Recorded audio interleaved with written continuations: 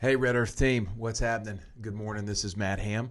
I'm the co-founder of UPrint, Faith and Personal Development Organization, working intimately with the team here at Red Earth to help bring about a more excellent culture by focusing on what it means to be developed holistically, kind of in a very well-rounded manner so that there's no holes in the boat, if you will. Otherwise, the boat will sink. I have learned that firsthand in my life, and hope to share some experiences and stories and encouragement with you guys that would help you in times that you may be facing. Today, I wanted to go a little bit more intimate, and that's why we kind of got the different things zoomed in here. But I want to talk about fear because I realize that we are in a moment in history that is unique. I'm 37.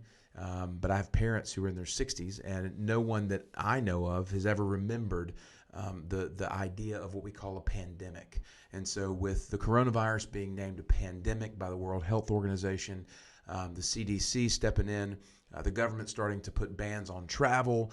You're seeing the NCAA tournament potentially being canceled. Fans are not, allowed. The NBA season is being canceled. It is a significant time, and I believe that even if we're not paying attention to it, it will come to a point where we can't not pay attention to it, right? It'll rise up. And so my encouragement today is to really pause for a moment and consider this concept of fear, because the media is going to do anything and everything they can to perpetuate fear, because the media wants to retain control and power, and by doing that, they're the ones with the answers. They're the ones who can educate you, so we long to them to give us kind of those answers and control, but we don't always know that's the most well-intended thing.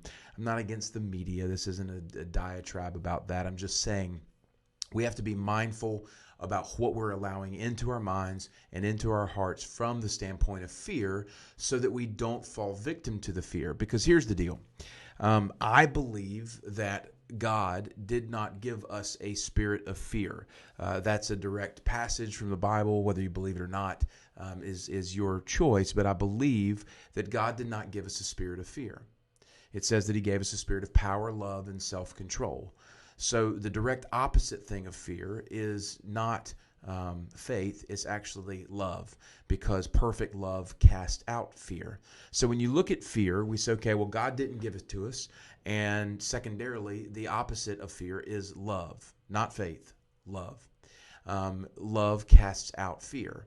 And so we have an opportunity now to operate by something that God did give us, which is power, love, and self-control, or we have the opportunity to live by something God didn't give us, which is fear.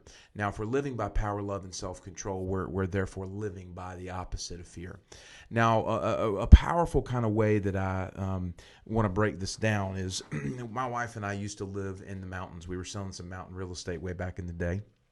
And there were bears in the mountain, like real bears.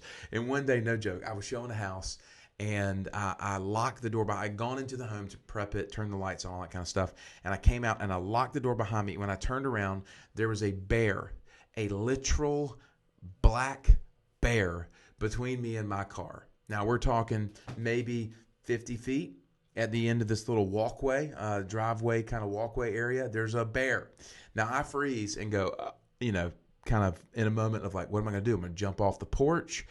He's faster than I am. I'm going to go back in the house. Like, it was a moment. And what it was is a moment of fright. Fear and fright to me are different.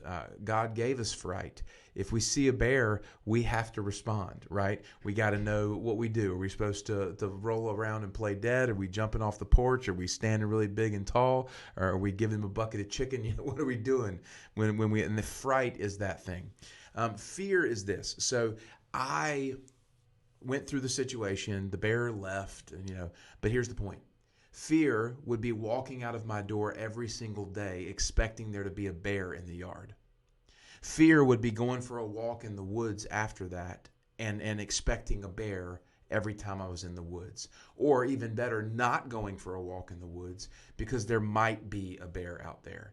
You see, fear is something that keeps us paralyzed. It's a distraction for keeping us ineffective and keeping us from doing the things that we're supposed to be doing. You see, a lot of times with situations like this, there's not a lot of things that you can control.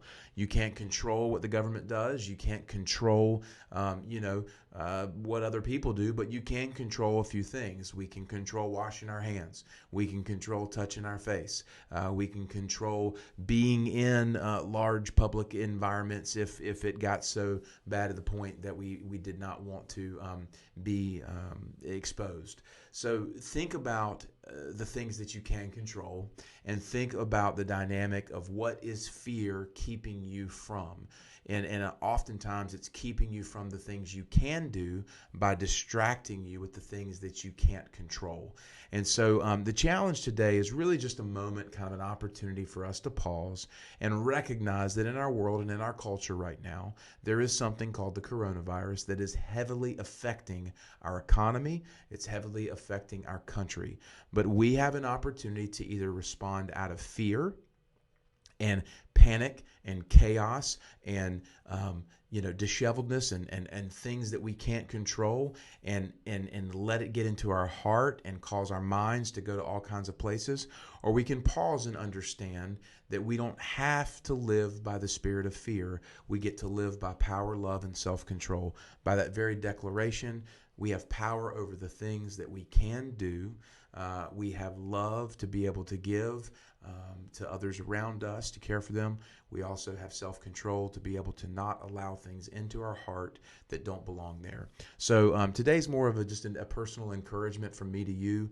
Just saying I understand that this is a real situation. We're all walking through it, but we have a choice today. We can operate out of fear and be restricted and distracted and ineffective, in my opinion, or we can operate from a place of power, love, and self-control. And that means that we get to carry ourselves in a certain way where we focus on what we can do. We take control over our emotions, the negative ones, don't let them into our heart, and we begin to live and respond out of a place of love. So cheers to you guys. Blessings today. I hope that in some way this encouraged you. And as always, I'm here to chat if you need to. Y'all be well.